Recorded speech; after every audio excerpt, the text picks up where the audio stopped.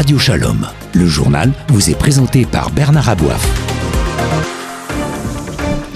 Bonjour à tous, Téhéran rejette les conditions américaines et pose ses propres exigences pour un cessez-le-feu.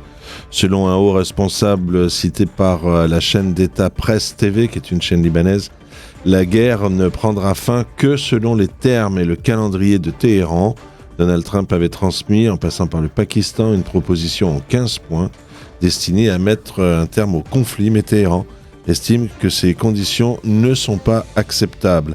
Benyamin Netanyahou affirme qu'Israël est en train d'élargir sa zone tampon au Liban. Dans une déclaration vidéo qui a été diffusée par son bureau, il a expliqué que cette initiative vise à éloigner le danger représenté par les missiles anti-chars du Hezbollah et à empêcher toute infiltration vers la Galilée.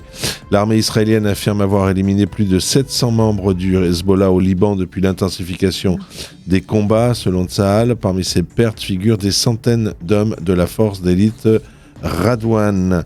Des documents internes du Hamas découverts dans la bande de Gaza mettent en lumière une coordination entre le Hezbollah, l'Iran et le Hamas pour implanter le Hamas au Liban. Emmanuel Macron qui réaffirme le soutien total de la France au Liban. Emmanuel Macron s'est entretenu avec le président libanais Joseph Aoun et il salue ce qu'il a appelé les mesures fortes et courageuses prises par le gouvernement libanais depuis l'escalade militaire engagée par le Hezbollah.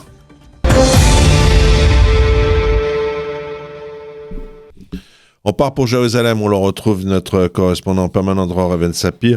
Bonsoir Dror. Bonsoir. Alors, on commence à voir une amorce de négociation entre les Américains et les Iraniens, mais ce type de négociation commence toujours par un camp qui dit c'est inacceptable, on ne veut pas.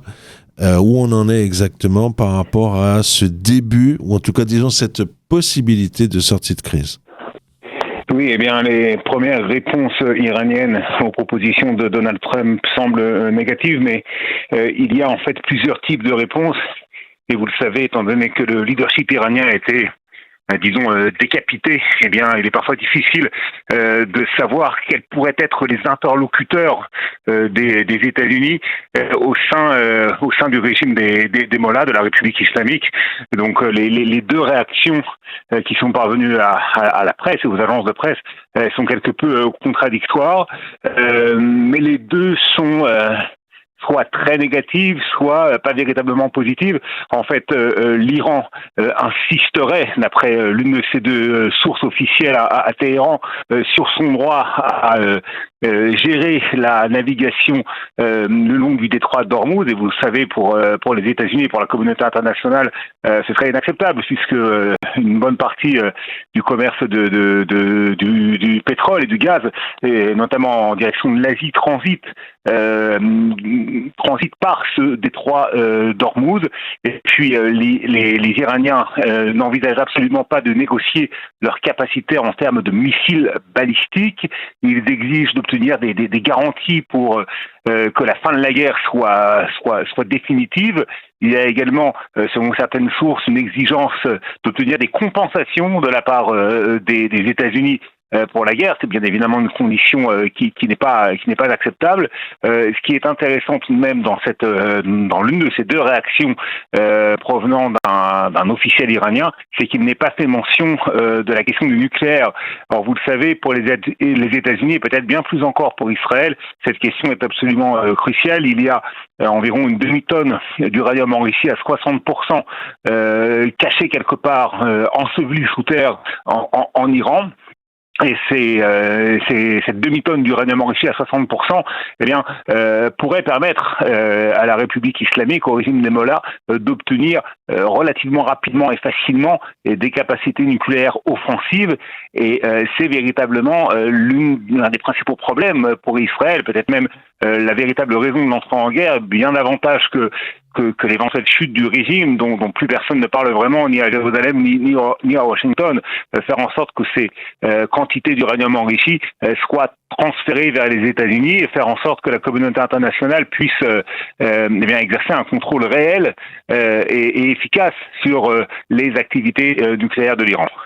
Alors, prenons ensemble, Dror, si vous le permettez, les conditions iraniennes telles que je les ai sous les yeux et que vous connaissez mieux que moi. Donc, l'Iran veut contrôler le détroit d'Ormuz, mais il ne dit pas on veut contrôler le détroit d'Ormuz, il dit il veut qu'on reconnaisse son droit naturel et légal à contrôler ce détroit. Il exige également la fin des opérations militaires contre son territoire, y compris contre ses alliés, donc contre le Hezbollah, des engagements concrets pour empêcher une reprise des hostilités et la cessation de toute agression ennemie. Voilà ce que j'ai moi ici. Mais Dror, d'abord déjà, il faut savoir que c'est des Iraniens, donc c'est des gens qui sont des extrémistes. Mais quand on pose des conditions comme celle-là, contrairement à ce qu'ils disent, c'est qu'ils sont en train de négocier. Parce que ça, oui. c'est la base d'une discussion, ça. Oui, et le fait qu'il y ait des contacts et des tractations entre les États-Unis et l'Iran, c'est une certitude, pourrait-on dire. Et la question étant de savoir véritablement, du point de vue d'Israël, dans quelle mesure Donald Trump est prêt à lâcher du lest, à lâcher trop de lest du point de vue israélien. Mais j'insiste sur ce point parce qu'il est véritablement essentiel. Dans les conditions que vous venez d'énumérer, qui sont en grande partie inacceptables du point de vue américain, il n'est pas fait mention du nucléaire. Alors, est-ce que ça signifie que les Iraniens seraient prêts à consentir à des concessions sur cette question du nucléaire et donc des quantités importantes d'uranium enrichi à 60% dont ils disposent? Ça, c'est toute la question, et peut-être que sur cette question-là, les négociations pourraient aboutir ou pourrait capoter. Mais l'Iran sait pertinemment qu'avec la fermeture du détroit d'Ormuz et ses menaces de s'en prendre aux raffineries et aux capacités et aux gisements pétrolifères et gaziers de certains de ses voisins du Golfe, il dispose d'un levier de pression sur les États-Unis qui est considérable, et la crainte en Israël, c'est que les Iraniens parviennent à pression effectivement sur Donald Trump, et que Donald Trump déclare la fin de la guerre sans que de véritables concessions du côté de l'Iran n'aient été obtenues, encore une fois, sur cette question cruciale du nucléaire. Dror Even Sapir, je rappelle que vous êtes l'un des correspondants permanents de Radio Shalom à Jérusalem, et je vous remercie. Bonsoir à vous. Bonsoir. Puis je vous le disais en titre, l'armée israélienne affirme qu'elle a éliminé plus de 700 membres du Hezbollah au Liban depuis le retour aux hostilités. Selon Tsahal, parmi ces pertes figurent des centaines d'hommes de la force d'élite Radwan, l'unité qui est une unité d'élite du Hezbollah et qui a attaqué Israël, qui prévoyait y compris de faire comme le 7 octobre, de traverser la frontière et de prendre des localités israéliennes d'assaut. Benjamin Netanyahou qui affirme qu'Israël est en train d'élargir sa zone tampon au Liban. Dans une déclaration vidéo diffusée par son bureau, il explique que cette initiative vise à éloigner, à faire reculer le Hezbollah, de manière notamment à faire reculer les missiles anti-chars du Hezbollah et à empêcher toute tentative d'infiltration en territoire israélien. Des documents internes du Hamas découverts dans la bande de Gaza mettent en lumière une coordination étroite entre le Hezbollah et l'Iran, non pas contre Israël par rapport au dossier iranien, mais pour étendre les activités du Hamas au Liban. Emmanuel Macron réaffirme le soutien total de la France au Liban, le chef de l'État qui s'est entretenu avec le président libanais, Joseph Aoun, et qui a salué ce qu'il a appelé les mesures fortes et courageuses prises par le gouvernement libanais depuis l'escalade militaire engagée par le Hezbollah. Le secrétaire général de l'ONU, Antonio Guterres, a appelé à une désescalade immédiate entre Israël et le Hezbollah. Il appelle les deux parties à cesser les attaques. Il avertit que le Liban ne doit pas devenir un nouveau Gaza. Il souligne l'impact croissant du conflit sur les civils et il estime la situation hors de contrôle. Il met en garde contre le risque d'un conflit régional élargi. Un journaliste très connu qui s'appelle Quatremer, Jean Quatremer, c'est un journaliste de Libération, s'exprime sur LCI et il dit, écoutez, dans une région du Darfour qui s'appelle El Fasher, en octobre 2025, c'est pas très longtemps, les miliciens de la FSR ont massacré 60 000 civils en une semaine. Est-ce que vous avez entendu en Seine-Saint-Denis les militants et les filles crier « Nous sommes tous des enfants du Darfour ». Non, on écoute le journaliste Jean Quatremer. L'indignation à géométrie variable, de quoi parlez-vous? Alors je pense bien sûr à l'accusation de génocide dont on accable Israël depuis le début de la guerre à Gaza et qui mobilise les foules et les partis politiques à travers le monde. Et puis il y a des génocides, il y a des crimes contre l'humanité, il y a des crimes de guerre qu'on ne reproche à personne parce qu'en fait tout le monde s'en fiche. Alors pourquoi est-ce que je vous parle de ça aujourd'hui? Parce que vendredi dernier, c'est largement passé inaperçu, la cour d'assises de Paris a reconnu que les persécutions menées par l'État islamique contre les yézidis au milieu des années 2010 constituaient un génocide au sens du droit pénal français. Je vous rappelle que 5000 yézidis ont été assassinés en Irak par l'État islamique, par Daesh, et que 5000 autres yézidis, essentiellement des femmes et des enfants, ont été réduits en esclavage. Alors je rappelle que les yézidis, c'est un peuple d'1 million d'habitants qui pratique une religion islamique qui plonge ses racines dans l'Iran ancien et qu'évidemment les musulmans islamistes ne supportent absolument pas et donc ont voulu liquider. Des juridictions allemandes, suédoises, belges ont reconnu aussi cette qualification de génocide. Alors vous me direz mais pourquoi les juridictions nationales? Tout simplement parce que la CPI la Cour pénale internationale n'est pas compétente puisque ni l'Irak ni la Syrie n'ont signé cette convention. La Cour internationale de justice aurait pu être compétente si un pays l'avait saisie, mais personne, c'est curieux, me direz-vous, ne l'a saisie. Donc, les juridictions internationales ne sont pas compétentes. Et c'est pas les seuls. Vous dites c'est pas les seuls. C'est pas les seuls. Il faut voir que ce génocide qui maintenant est reconnu n'a suscité vraiment aucune protestation. Alors, c'est pas les seuls à faire être victime de ce double standard. Par exemple, il y a les Rohingyas de Birmanie. Les Rohingyas, c'est une minorité musulmane persécutée par le gouvernement bouddhiste de Birmanie. Et actuellement, d'ailleurs, il y a un procès qui vient de s'ouvrir devant la Cour internationale de justice parce que là, bizarrement, il y a un pays qui a porté plainte, qui est la Gambie, a porté plainte contre la Birmanie pour ce génocide présumé. Voilà, donc Jean Quatremer sur LCI. Et puis alors, tout à fait dans l'autre sens, le secrétaire général du Parti socialiste qui demande à ce que on prenne des sanctions contre Israël et qui demande qu'on mette un terme notamment à l'accord d'association entre Israël et l'Union européenne. La France n'ose pas aujourd'hui contredire le gouvernement israélien, le gouvernement d'extrême droite israélien. Mais Macron n'ose pas contredire Benjamin Netanyahu. Mais malheureusement, de manière trop faible. J'ai un moment pensé que il avait pris un tournant la France a reconnu l'État de Palestine, ce qui était une très bonne décision et que j'ai approuvé.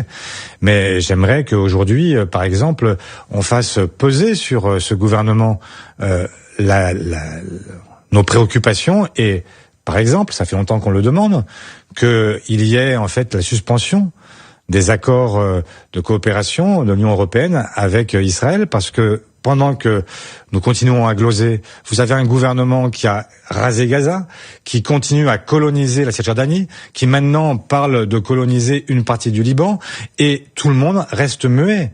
Mais vous comprenez que ce qui se passe actuellement, ça n'est pas simplement un conflit périphérique, loin de nous, etc. C'est qu'on est ils sont en train de mettre à bas tout ce que nous avons construit depuis la fin de la Seconde Guerre mondiale. Le droit international est bafoué chaque jour. Chaque jour. Les institutions internationales sont totalement méprisées. Et nous avons aujourd'hui le retour d'empire, le retour de la force qui remplace le droit, soit tout ce que nous avons cherché à conjurer depuis 80 ans. Voilà, donc Olivier Faure qui était sur France Info. Je vous propose d'écouter à présent un document, puisque c'est Alain Finkielkraut que nous avons invité d'ailleurs sur notre antenne. J'espère qu'on l'aura bientôt. C'est un habitué de Radio Shalom d'ailleurs. Mais voilà, il démontre en plusieurs points pourquoi Mélenchon est un antisémite. On écoute Alain Finkielkraut sur une télé, c'est du Figaro. Ça s'appelle Figaro TV.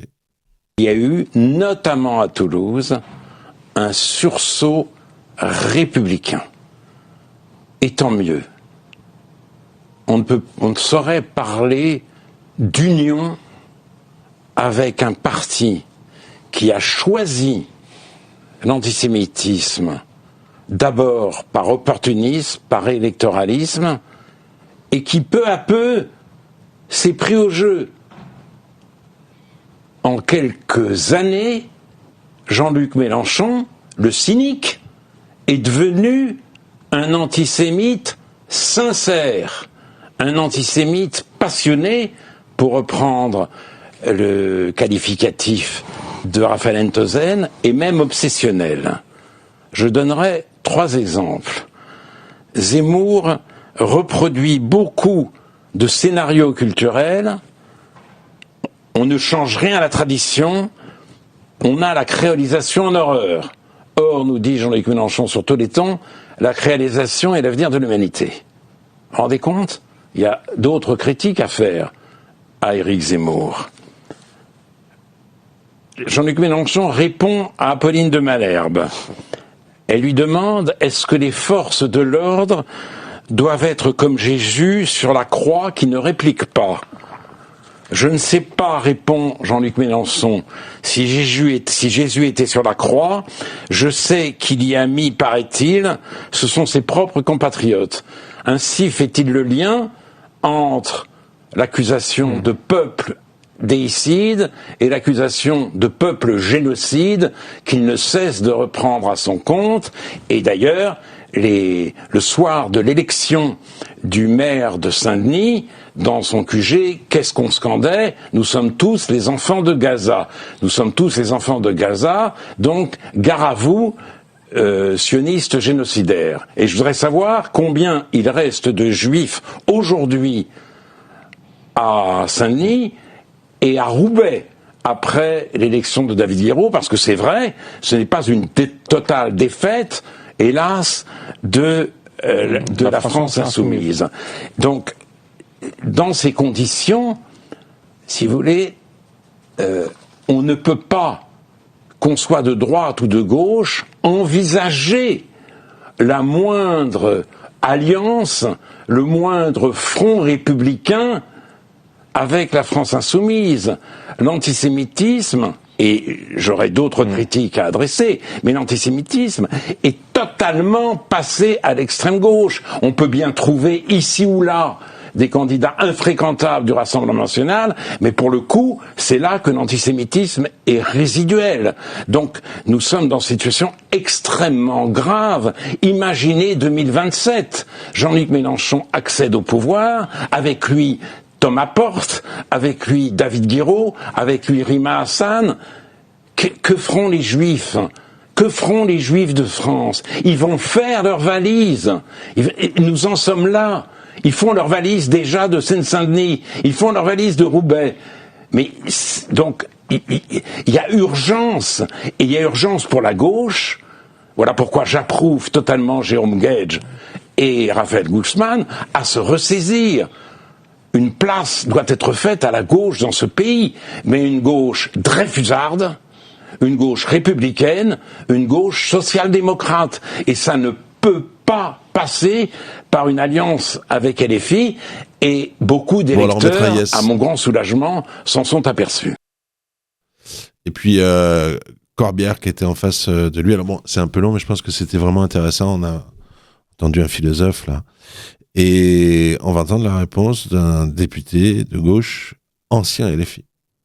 Et ce que je reproche, c'est que très rapidement, pour toute une série d'éléments, qui passent par de l'affaire Quatennens, à la position sur la réforme des retraites, où la France insoumise n'est pas une force alignée sur les organisations syndicales, si on s'en souvient, qui vise à exacerber les désaccords, fait éclater cette union. Parce que je pense que Jean-Luc Mélenchon veut aller à la présidentielle de manière solo et ne veut pas passer par être le candidat de cette union. D'accord, ça c'est des questions stratégiques, mais sur les questions identitaires, est-ce que vous êtes aligné avec Jean-Luc Mélenchon ? Mais c'est la question stratégique et la question identitaire est souvent utilisée pour exacerber cette question-là. Non, mais je vous assure. Oui, mais moi, je vous ai entendu quand même, il y a quelques années, défendre une ligne républicaine contre une dérive communautariste de LFI. Donc là, vous me dites qu'il n'y a pas de dérive communautariste. C'est simplement une question stratégique. Non, mais je défends une position tout à fait républicaine, à savoir l'égalité des citoyens. Effectivement, je suis un laïc convaincu. Mais est-ce que Jean-Luc Mélenchon la défend? C'est ça la question.